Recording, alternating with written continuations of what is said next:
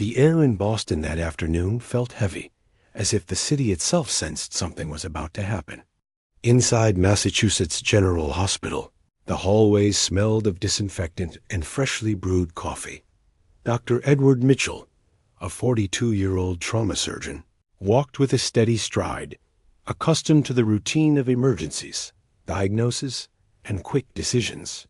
He was a respected man among his colleagues, known for his precision and rational nature, but also for a distant gaze, as if he carried a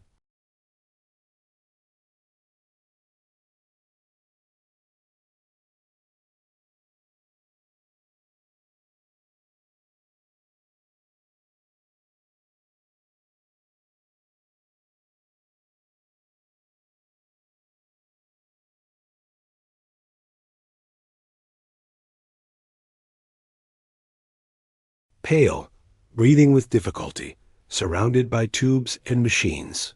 Nurse Margaret, always attentive, and with a cross hanging from her neck, murmured prayers as she adjusted the monitors. Edward watched her out of the corner of his eye. He didn't share her faith, but he respected her dedication. The patient could barely move his lips, though his eyes shone with a disconcerting serenity. Minutes later, when it seemed his body would give out, something happened. Edward saw it with his own eyes.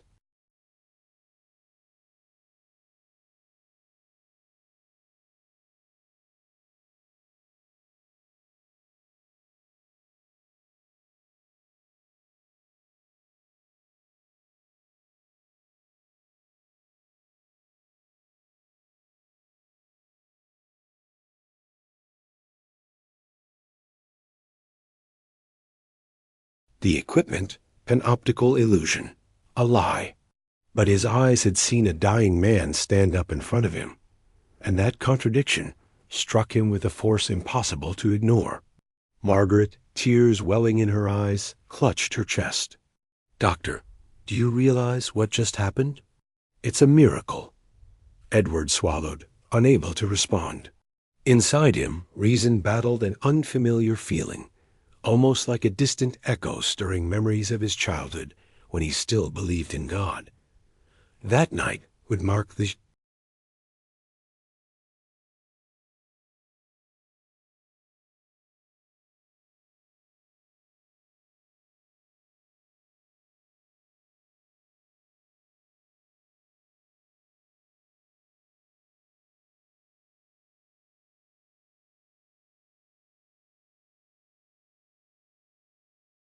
their usual bustle, relatives praying, gurneys being moved, doctors rushing about. But inside that room, everything had changed. Edward knew that medicine didn't accept mystical explanations. His duty was to record what had happened, to look for causes, to find logic in the impossible. And yet, as he listened to James's firm voice, repeating that Jesus had touched him, a seed of doubt was planted deep within him. The doctor took a deep breath. The night had barely begun, and although he tried to,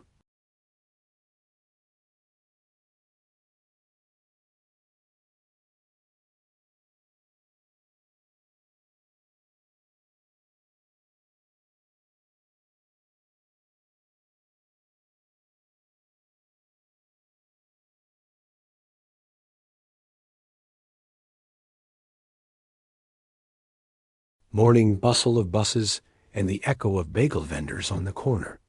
Although he lived in a modern, central area, he carried with him the nostalgia of his childhood in Portland, Maine, a town where church bells marked the rhythm of the days. That duality always accompanied him, a man of science who had left behind the faith of his roots. Every morning he repeated the same routine.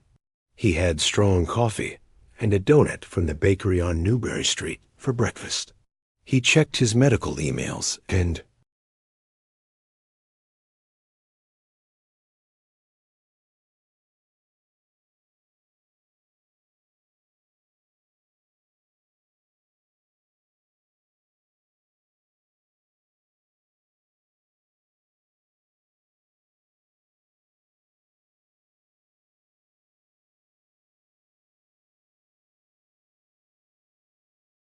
Life, the loss of his mother when he was just 17, had deeply affected him.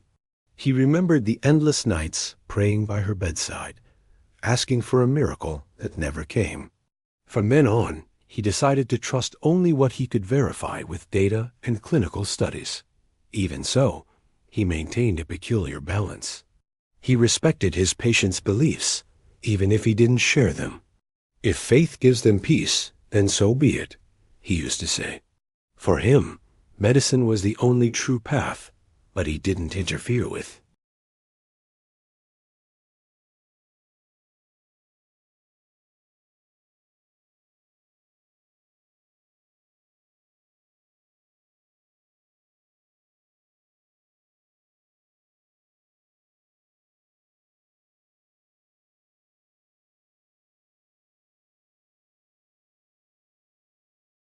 Margaret would say with a smile, "And you should trust clinical studies more." Edward would reply with a touch of irony. On the other hand, David was Edward's mirror image. He had the same academic background and shared his skeptical view, albeit with a more mocking tone. "Miracles only exist in the movies," he would repeat whenever someone mentioned stories of inexplicable healings. There was a complicity between the two doctors, and they engaged in long conversations in which they reinforced.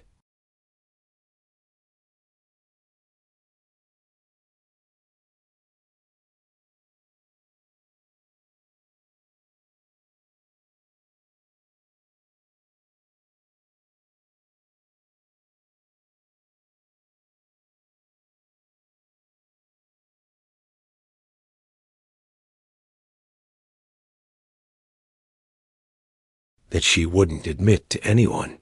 That was her world, a fragile balance between the noise of the city, the rigor of medicine, and the memories of a past that still hurt.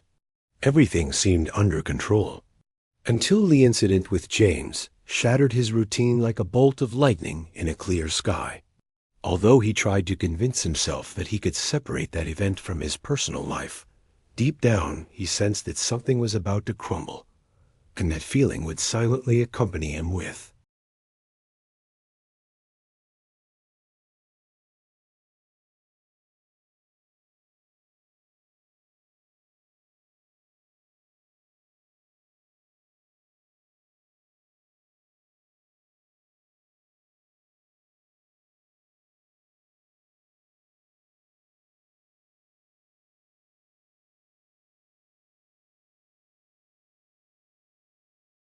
Outdoors, and his large hands still retained the strength of someone who had worked the land his entire life.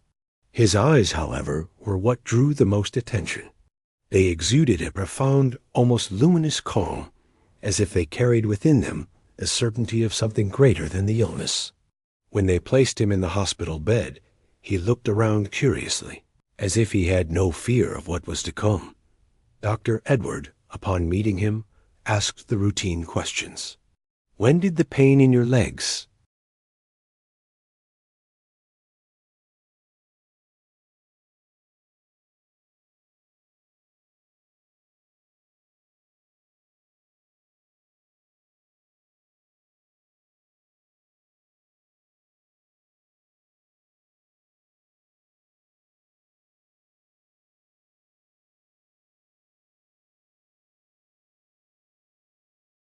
Unwavering faith. In the first few hours of his stay, the farmer began to converse with Margaret, the nurse. Touched by his simplicity, she offered him company during the long nights in the hospital. Between prayers and stories, James shared tales of his village, the community fairs, the smell of freshly cut hay, and the afternoons when his family gathered to sing hymns in the small neighborhood church. "And aren't you afraid, Don James?" Margaret asked one night as she adjusted the blanket.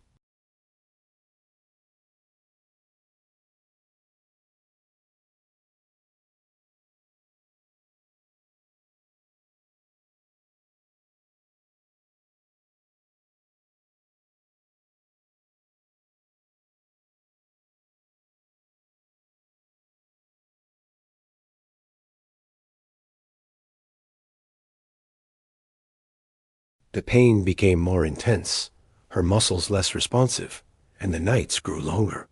However, every time Edward entered the room, he found James with the same serene expression, almost as if the illness hadn't broken him. Margaret and Patrick, though anxious, found strength in the faith of this man who seemed at peace with his fate. One day, during his morning rounds, Edward reviewed the latest tests. The results were clear. There was no medical hope. He approached James with professional.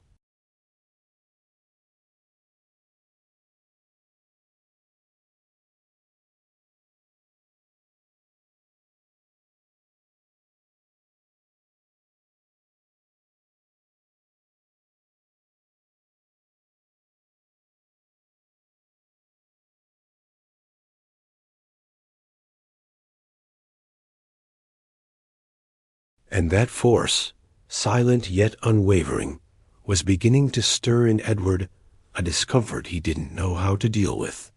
Night had fallen over Boston with a heavy, overcast sky, as if the very air sensed the impending disaster. Inside the hospital, the atmosphere was different. Cold lights, the hurried footsteps of doctors, and the hushed murmurs of relatives awaiting news. In James O'Connor's room, time seemed to slow down. His breaths were short, increasingly ragged, and beads of sweat formed on.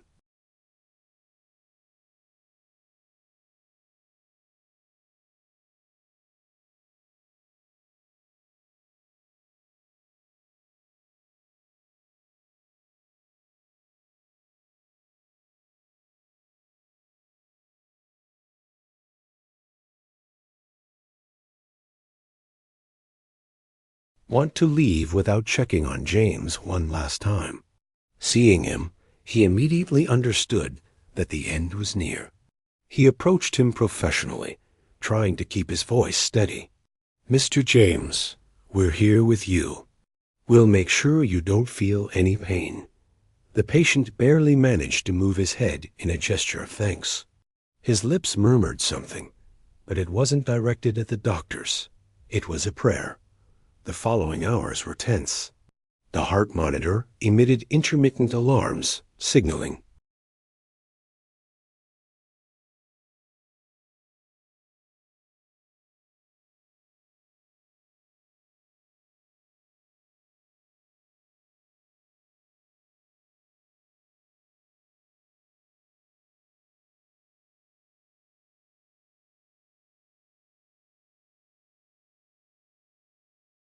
In astonishment, Margaret let out a cry, thinking it was a final spasm, but what followed defied medical logic.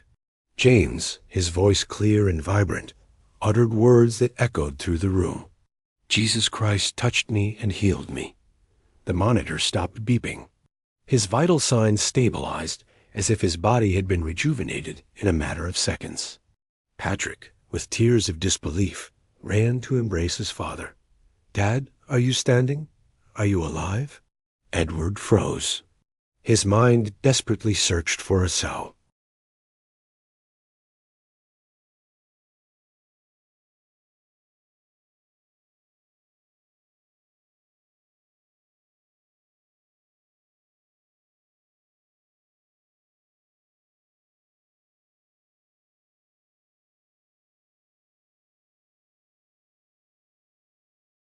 Witnessed anything like this?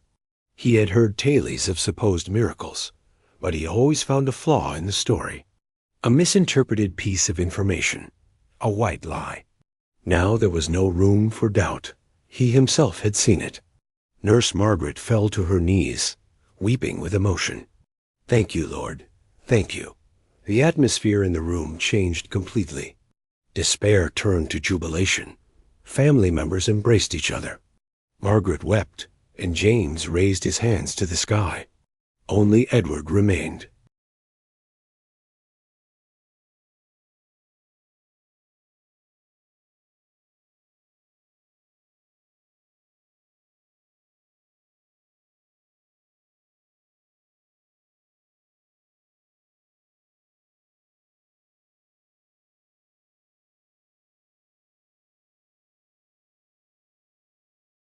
What he had seen was irreversible.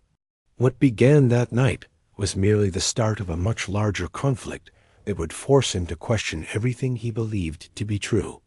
Dawn found Edward Mitchell sitting at his desk, elbows propped up and hands covering his face. She had barely slept.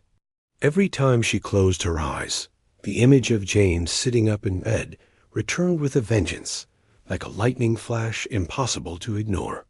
She had seen him, she had heard him. These weren't fabricated memories.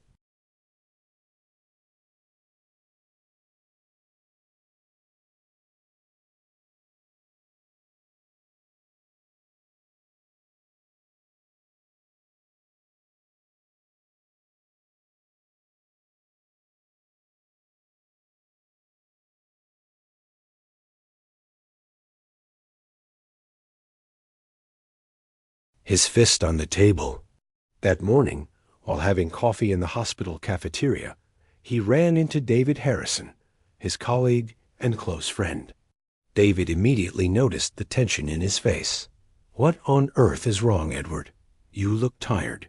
"It's just—" Edward hesitated for a few seconds. "I was with James last night, the farmer from Vermont.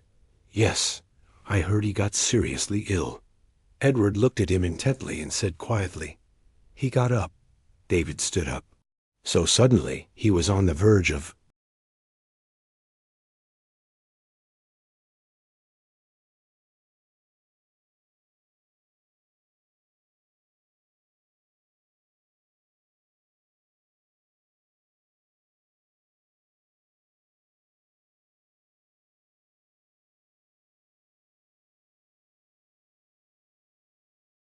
It's strange. Edward wanted to believe it, but his friend's words couldn't erase what he had seen. It wasn't a mirage. It had been real. Later, in the corridors, Margaret approached with an excited smile. "You see, Doctor, I told you. God is great. Jesus touched Don James and brought him back to life." Edward replied gravely, "Margaret, please, can't we attribute something like this to a miracle?" "Then to what, Doctor?" She stared at him, tears welling in her eyes. "You were there yourself."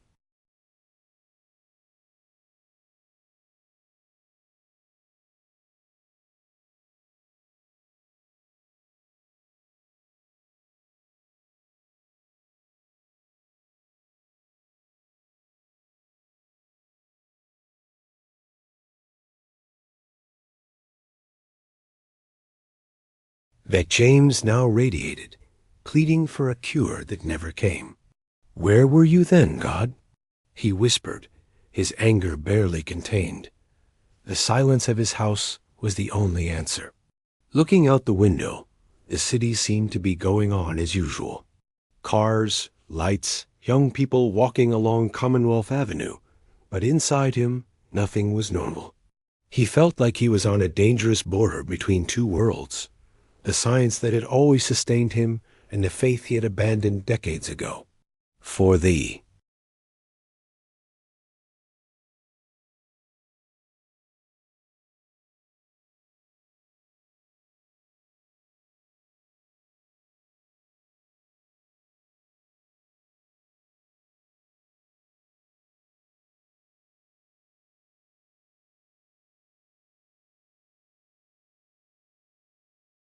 Find one, at least the clinical results would speak for themselves. He accessed the hospital's digital records and reviewed James's entire medical history. Diagnosis, previous tests, MRIs. Each document confirmed what he already knew. The degenerative disease was in an advanced stage with no possibility of reversal. There was no room for error. He closed his eyes for a few seconds and clenched his fists. Medicine doesn't make mistakes so easily. He ordered new tests immediately. Complete.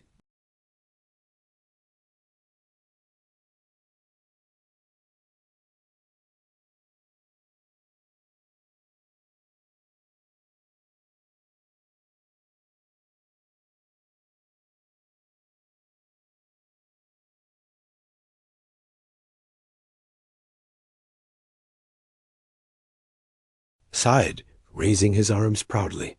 I couldn't even stand up, and now I feel like new. Edward just pursed his lips and replied coldly, "Let's wait for the results." Hours later, the first reports arrived on his desk. The inflammation levels, which had been sky high, were now within normal limits. Neurological tests showed healthy activity, with no trace of degeneration. The MRI, most surprising of all, revealed tissues that had been damaged just weeks before now appeared intact. Edward, read it.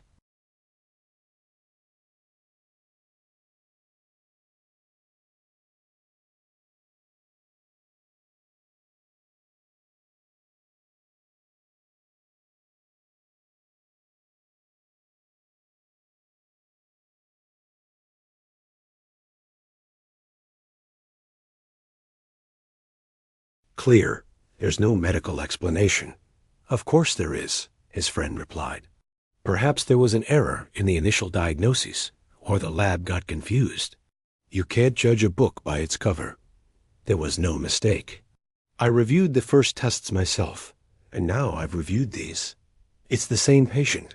Silence fell for a few seconds. David shook his head and left, muttering that he wasn't going to be swayed by religious tailies. Edward, however, was left with an uneasy certainty. The data.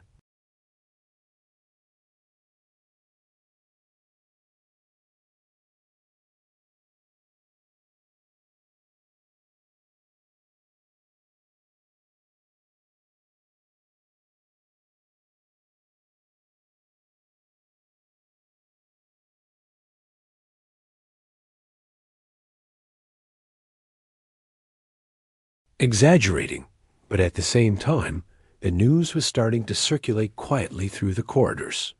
A man declared terminally ill had inexplicably recovered his health. Edward knew this. If the truth leaked out of the hospital, a scandal would be inevitable. But more than what people would say, what tormented him was something deeper. For the first time in decades, he wasn't sure he could blindly trust the science he so vehemently defended, and that crack in his certainty was just the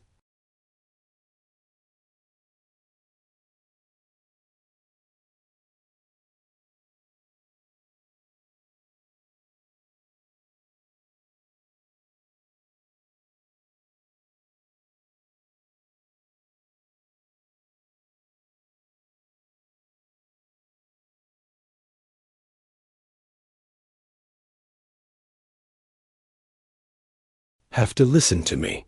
Dad is standing. He's walking, he's talking. Jesus touched him and healed him. The recordings circulated among WhatsApp groups in Vermont and Boston and soon reached the ears of local religious leaders.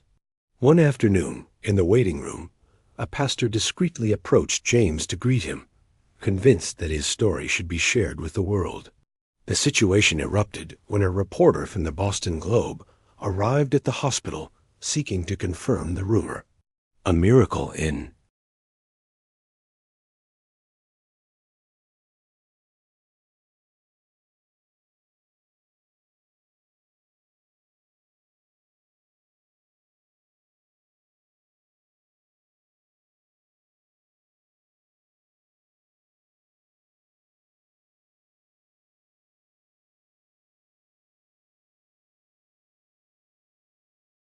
a headache. The administration summoned the doctors in charge. This hospital is a healthcare facility, not a sanctuary, the director said firmly, slamming his fist on the conference table. We cannot allow this to become a circus. I demand absolute silence on this matter. Edward remained silent. He had tried to process the medical findings, and now he had to deal with the external pressure. Science demanded caution, but public opinion thrived on mystery. In the hallways, the gossip was,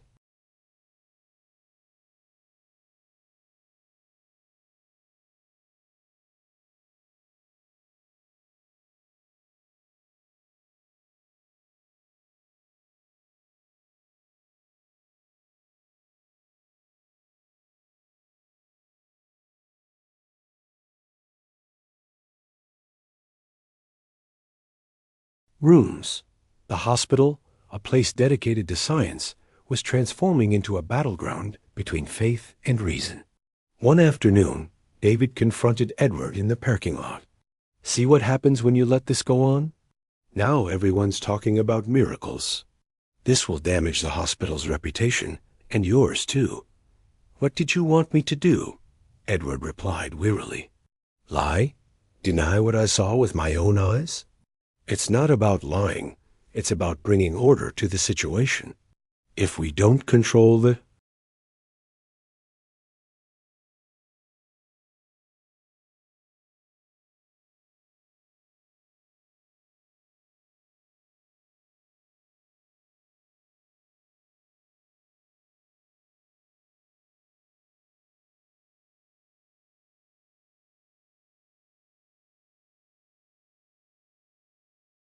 Starting to talk about what he had silently witnessed, and although he tried to stay out of it, he knew that the weight of public opinion would soon drag him into a maelstrom from which it would be difficult to escape.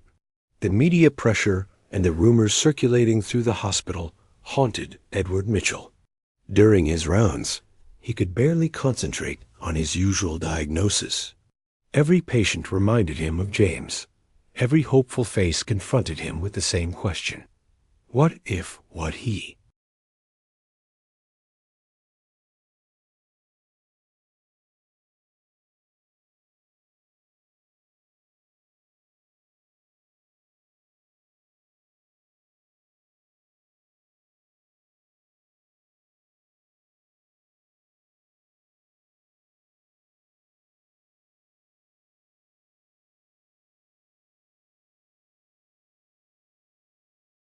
Threshold.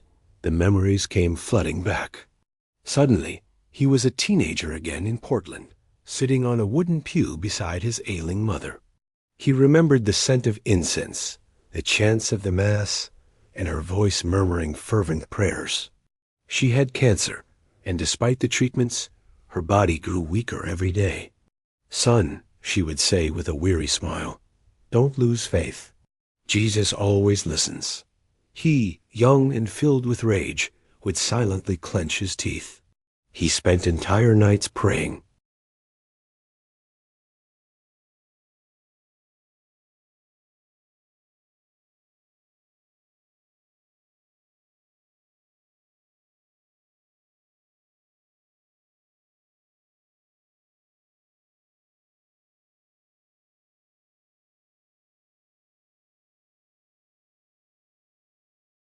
Least offered certainty. Standing in front of the church, he clenched his fists. "Where were you then, God?" He whispered, his voice breaking. "Why not her?" The bells rang at that moment, as if the echo were answering his reproach. People went in and out of the temple with candles while he stood outside, caught between nostalgia and fury. Back in his apartment, he took a box of keepsakes from a drawer one he hadn't opened in years. Inside, he found photographs of his childhood, him playing in.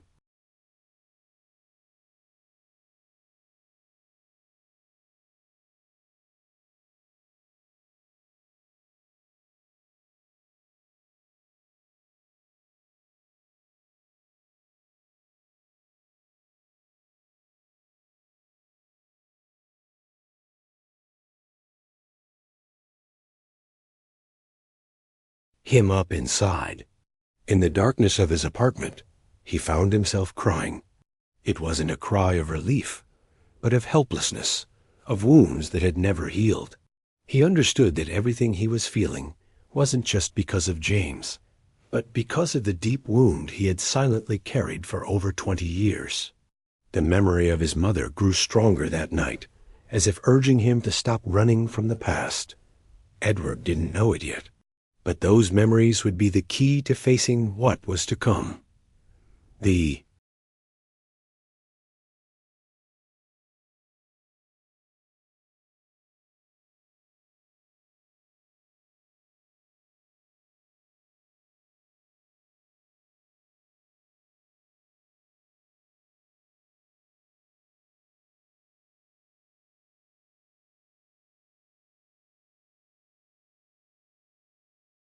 The The table.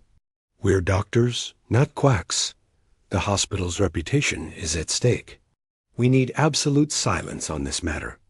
Someone raised their hand and asked, what should we say to the relatives who were demanding answers? The director replied without hesitation that here we treat patients based on science, not miracles, and anyone who says otherwise will get into trouble. The words echoed in Edward Mitchell's ears. He knew that message was partly directed at him. He had been a key witness.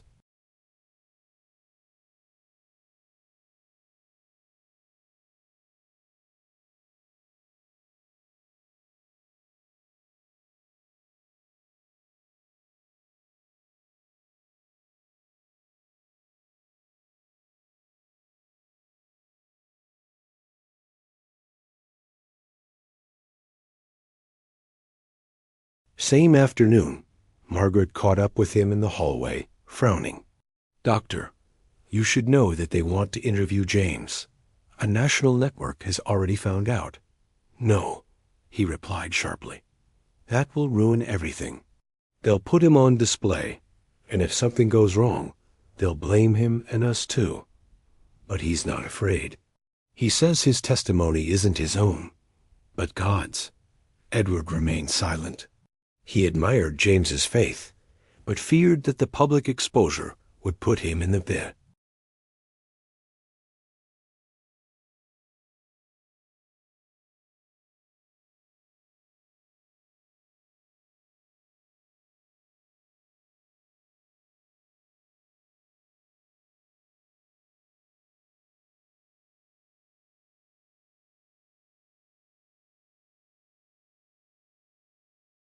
Already discussing the case.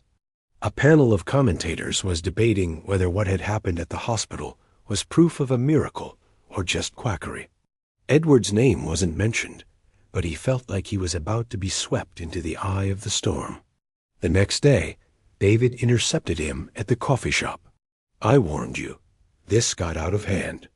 If you don't nip this story in the bud, you'll go down with it. So what do you want me to do, David? Deny what I saw? I want you to protect your career.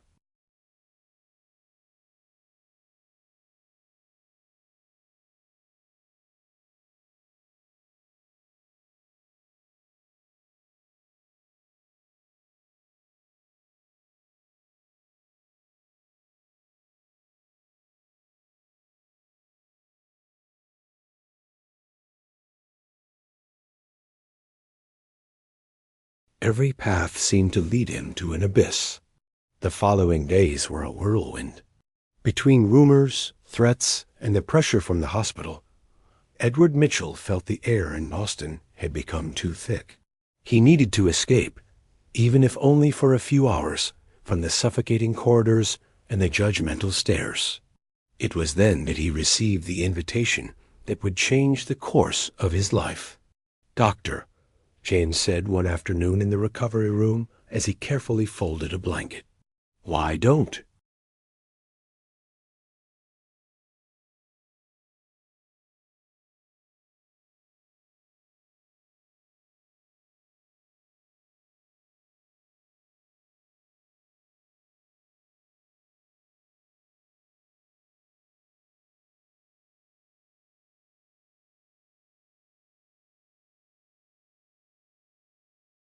Since the loss of his mother.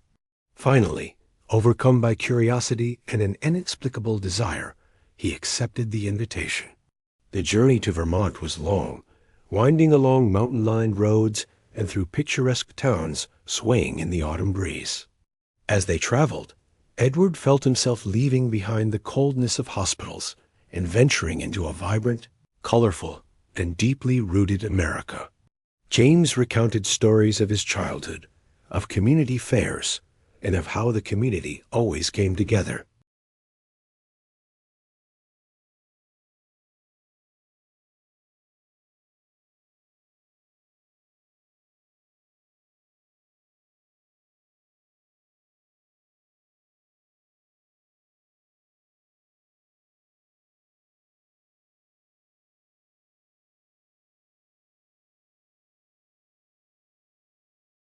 white walls and wooden pews.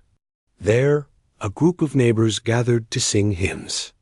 The guitars played, voices rose loudly, and Edward, sitting silently, watched as faith united the community. A woman approached him with a smile. "You're the doctor who witnessed the miracle, aren't you?" Edward hesitated, but finally nodded. "I don't know what I saw," he said honestly. "All I know is that James was dying, and now he's alive." The woman took his hands firmly. "Then you know more than you think."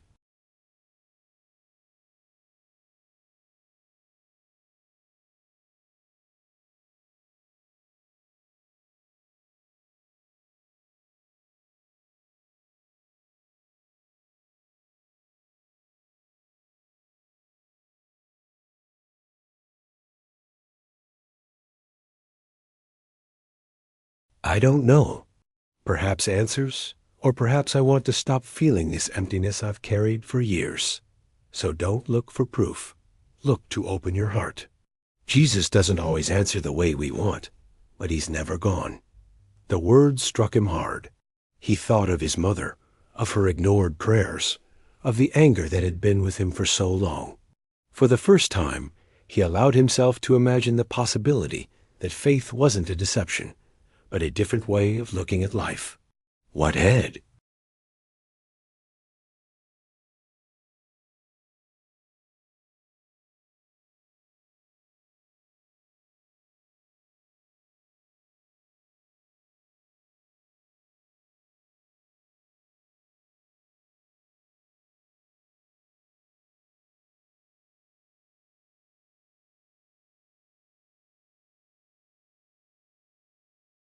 Never doubted yourself, not even when you were dying. James stopped, laid the logs on the ground, and looked at him seriously. Of course I did.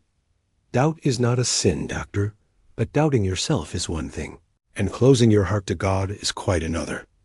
Edward felt the phrase like a stab.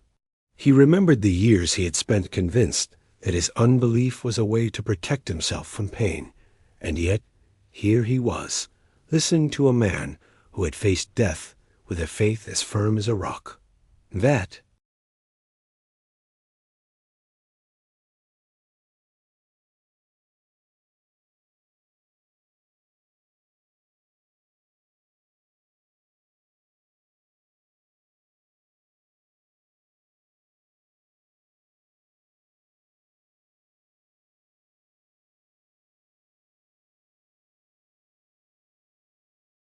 there was a long silence. Only the crackling of the firewood filled the air. "And that broke your faith?" James asked gently. "No, it broke my soul," he replied, his voice cracking. "Seeing her cling to God as her body shut down made me think it was all a lie." James nodded slowly. "I don't know why some are saved and others aren't, but I do know that your mother died believing, and that gave her peace. You stopped believing, and you haven't had peace since." Edward didn't know what to say.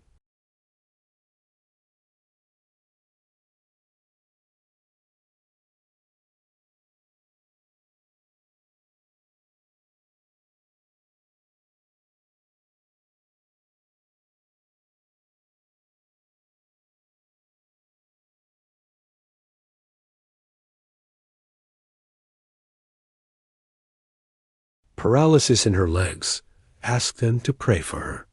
Edward watched her intently, hoping to see another miracle, but nothing happened. The prayer ended. The girl smiled and told her mother, "It doesn't matter if I walk tomorrow or never. I know he's with me." That phrase hit him harder than any healing. It wasn't the healing that made those people believers, but the certainty of not being alone. And that, he thought, was what he lacked most. That night, in the darkness of the room they lent him,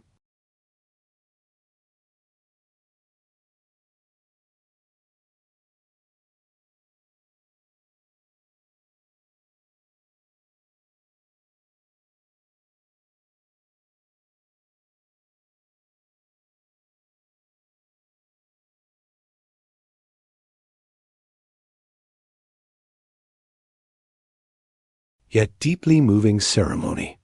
Edward Mitchell, still moved by his conversations with James, agreed to accompany him. The chapel was packed. Entire families occupied the wooden pews, and others stood in the aisles. Children scampered among the adults, and the pastor, an elderly man with a kind gaze, calmly prepared himself. James sat in the front row, next to his wife. Edward, a little further back, watched silently, unsure of what to expect. The ceremony began with joyful singing accompanied by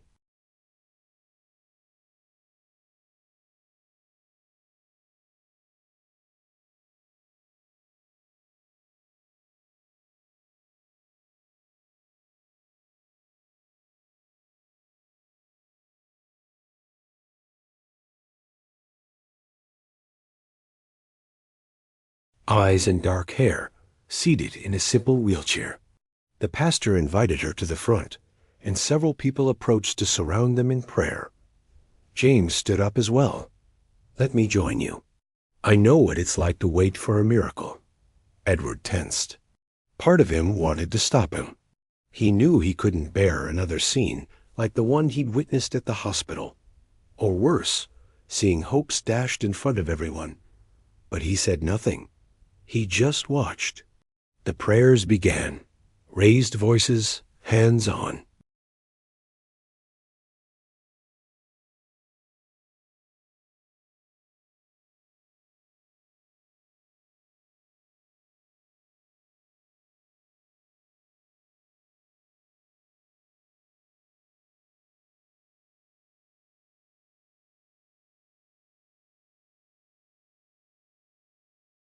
Back, his eyes glazed. James smiled, his arms outstretched, and Matthew, trembling, placed his feet on the ground. With difficulty, he got up, staggering but steady. He took one step, then another and another. The chapel erupted in tears and shouts of joy. Some knelt, others raised their hands, and many simply wept. Edward couldn't help it. He felt something break inside him. Tears welled up without warning, not only because of what he saw, but because of what it meant that they were still.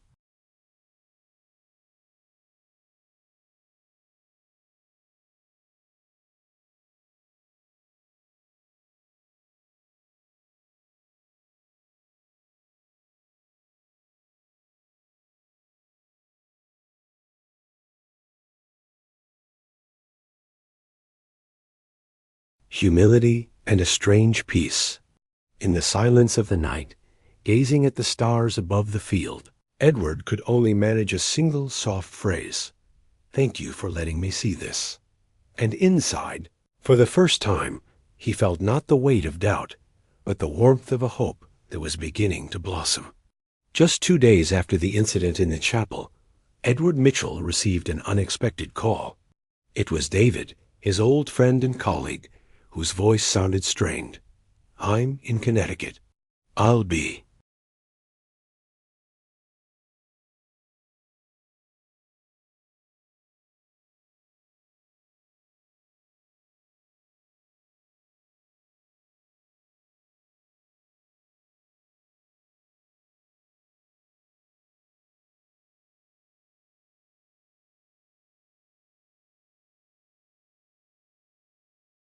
"Is it just a coincidence that there's another miracle right now?" David blurted out. "Nothing's organized, David. You're in a town where people truly believe, and you seem to too. What the hell are you doing here? Have you forgotten what we are? Doctors, scientists, people who study, not people who kneel." Edward sighed wearily. What if not everything can be explained? What if, for once, the inexplicable were real?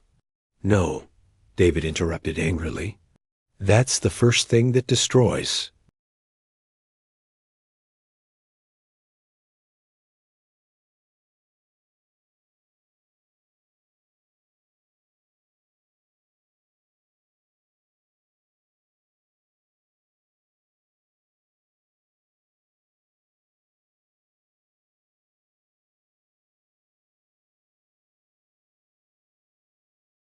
Pastor, are you going to pray instead of operate?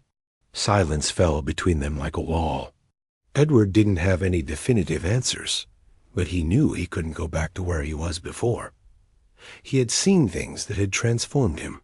I saw a child walk, David, and there's no medical explanation for that. Of course there is. Maybe we don't know it yet, but it will. And you know why? Because science advances, but religious stories stagnate. Edward didn't reply. He looked at his friend sadly.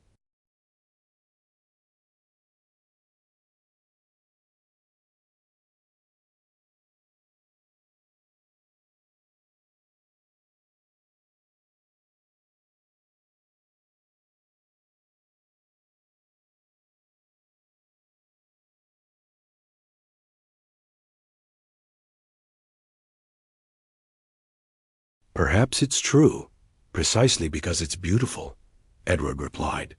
The discussion didn't continue. They both knew that any further words would shatter a friendship that had survived everything except the difference between belief and disbelief. That night, Edward returned to James's house in silence. He felt a mixture of guilt, doubt, and certainty. He didn't want to fight with David. He loved him like a brother, but he couldn't deny what he had felt in that place, what he had seen. He locked.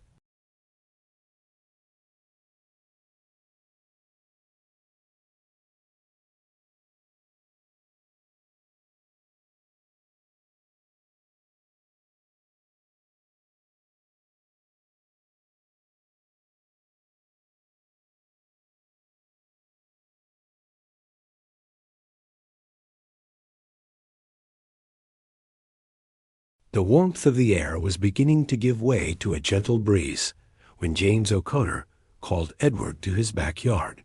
He waited for him, seated in a wooden chair, his gaze calm, but his face visibly more tired. "Doctor, I need to speak with you." Edward approached silently, noticing that the sparkle in James's eyes was still there, even though his body looked different.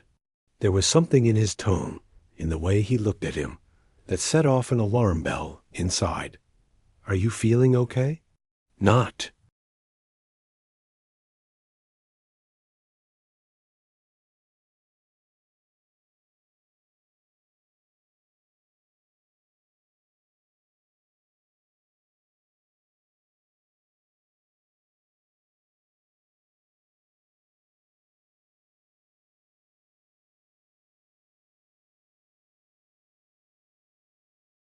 "Something else." Edward felt his throat close up. "But you were healed, and no one can take that away from me," James replied. "But now I understand that what I received wasn't just for me. It was so that others might believe. And if Jesus is calling me now, I'm ready." Margaret went out into the yard and, seeing them, understood immediately. She approached silently, stroking her husband's shoulder. Patrick also peeked out from the doorway, his face somber. There was no need to say.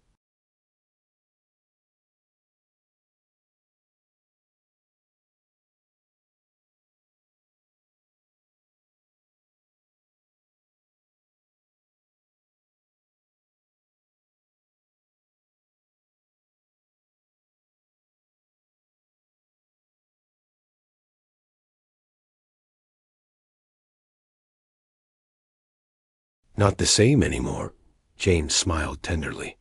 "That's more than enough." That night, the house was filled with relatives and neighbors. They knew James's health was failing. They sang hymns, prayed together, and shared stories from their lives. There was no sadness, only gratitude. And when James's body finally gave out, it did so with such profound peace that he seemed to be asleep. Edward didn't cry then. He sat beside him, holding his hand until his last breath faded away. Days later, at the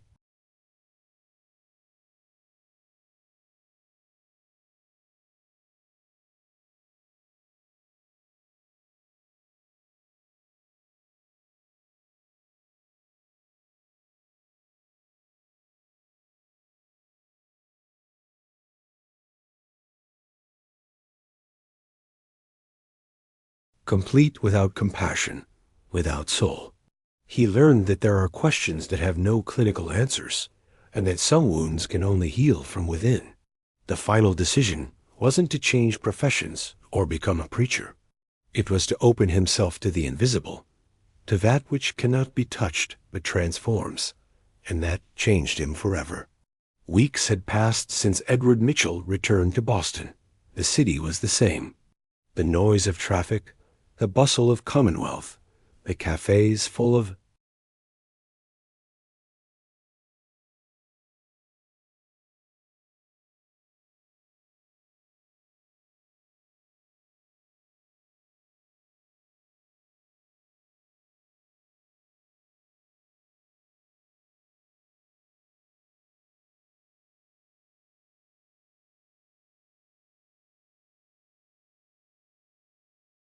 beside a sick person, not speaking of medicine, simply to be present.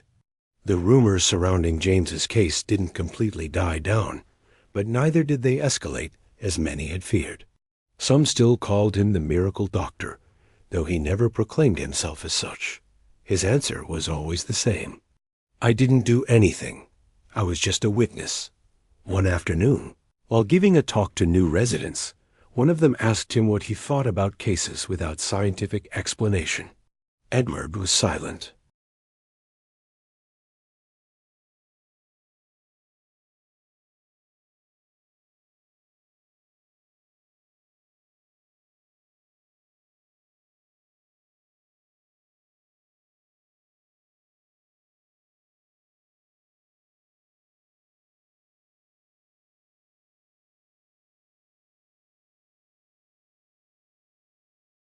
He returned to Portland, Maine, walked the streets of his childhood, and passed the church where his mother used to pray. He went in silently, sat in the back pew, and for the first time in years, closed his eyes and spoke to her. "Mom, I'm not angry anymore." There was no response. He didn't need one. He felt that she had somehow accompanied him throughout the entire process. At the hospital, patients received him with more trust. His presence inspired something different. He was no longer just